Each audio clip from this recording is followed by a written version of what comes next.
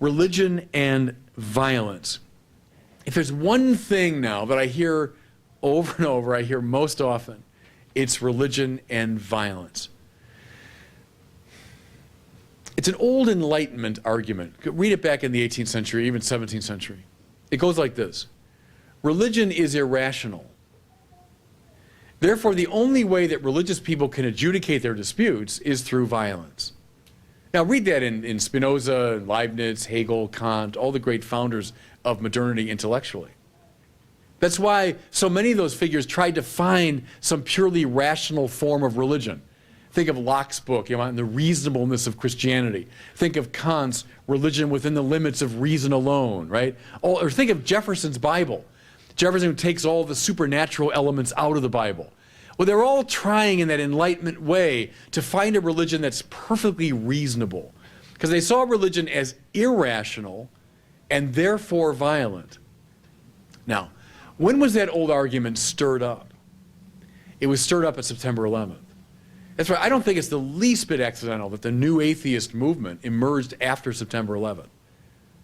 Read the Hitchens and Dawkins and Sam Harris's now and company, Daniel Dennett. You'll find over and over again that same argument.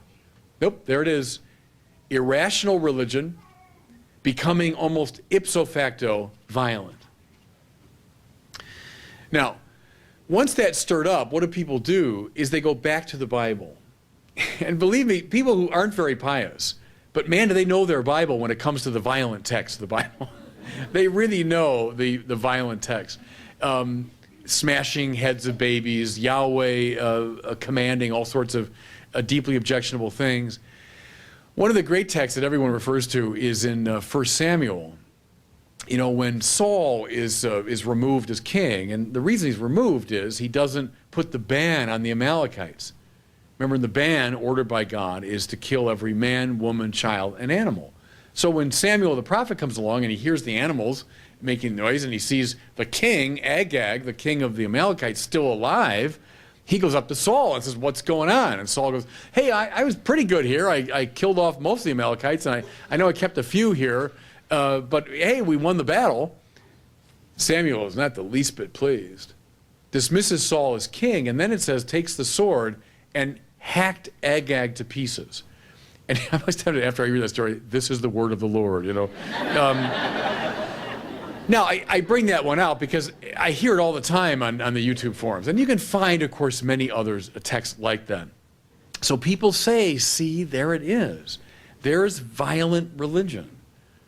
It confirms the old Enlightenment argument. It confirms the post-September 11th perspective. That's why you people are dangerous. Now look at all of Christopher Hitchens' debates and commentaries. Over and over again, you religious people are the most dangerous people on the planet, you know? So that's the argument, and I hear it all the time. So what do we do? How do we respond to this great obstacle to announcing the faith? A couple of simple observations here.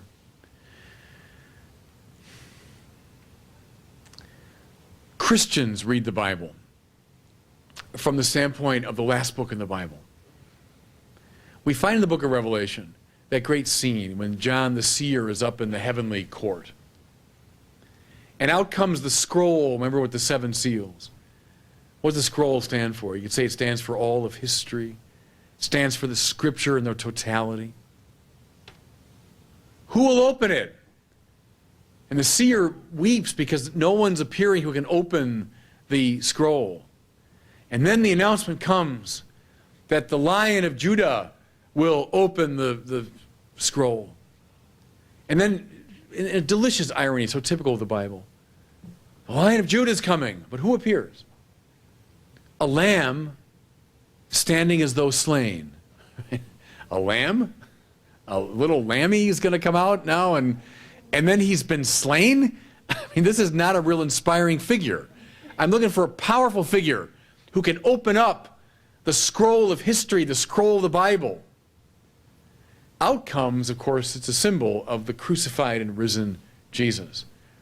The one who, in a great and supreme act of nonviolence, took upon himself the violence of the world and swallowed it up in the ever greater divine mercy. He's the one who opens the seals, who opens the scroll and can read it. You see the point being made there, and the church fathers saw this. We must read the whole of the Bible from the standpoint of the crucified and risen Christ, from the standpoint of the nonviolent Christ. We don't simply isolate passages in the Bible on their own, but rather we read the Bible according to its great themes, patterns, and trajectories. Where do they all coalesce? Where do they all come to their culminating point? In the Lamb standing as though slain. It's the nonviolent Christ who opens up for us the Scriptures. Okay, now that's as old as the church fathers, that perspective. Having said it, they know they face this problem. Well, then how do you read these startling texts, especially from the Old Testament? How do you read them? Can I go back to Origen, whom I mentioned earlier? I think one of the best readers of the Bible in the whole tradition.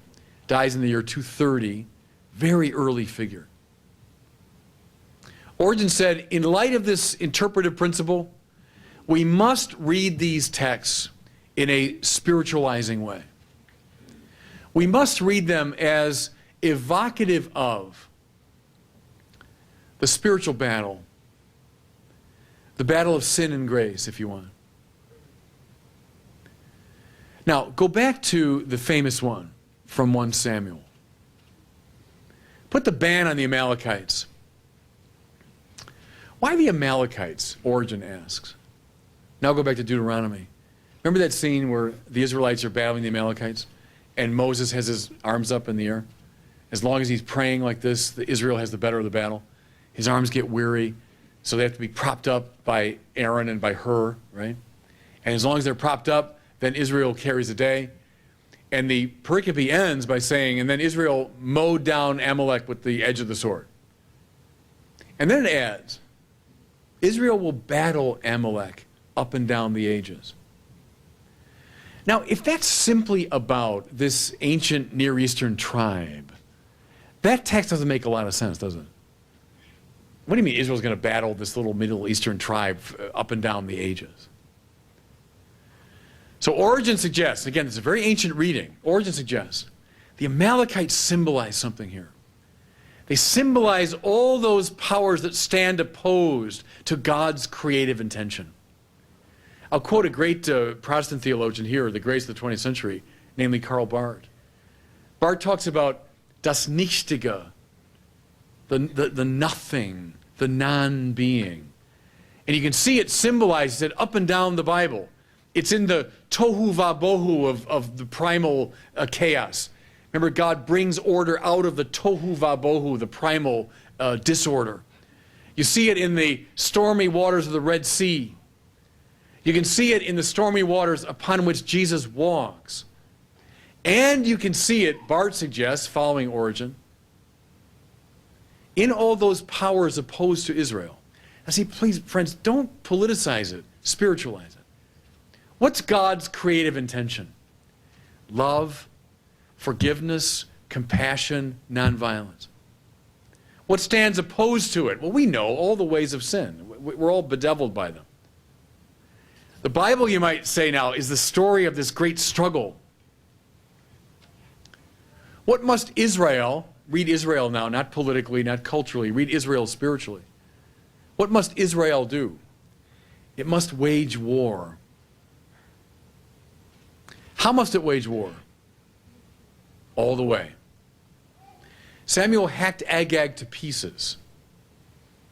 Origen suggests it's the great struggle against sin, hatred, violence itself.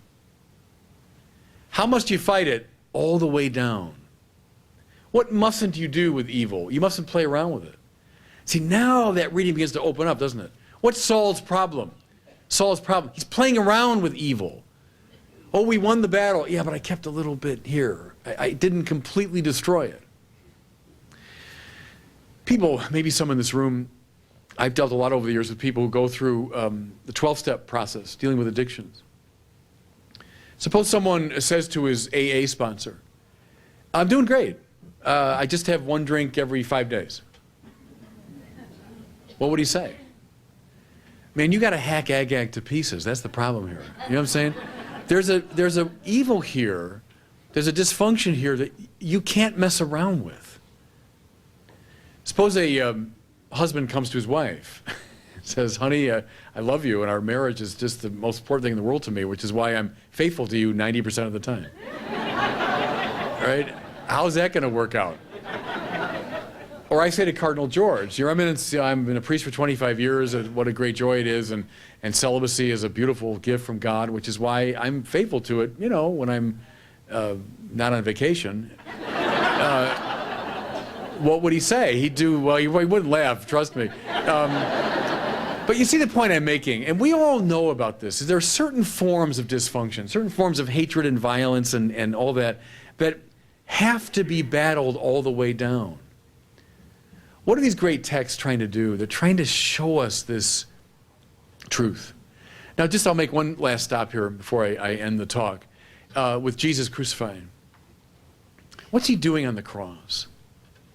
One way to read it is, he's doing battle with sin, evil, death itself, all the way down.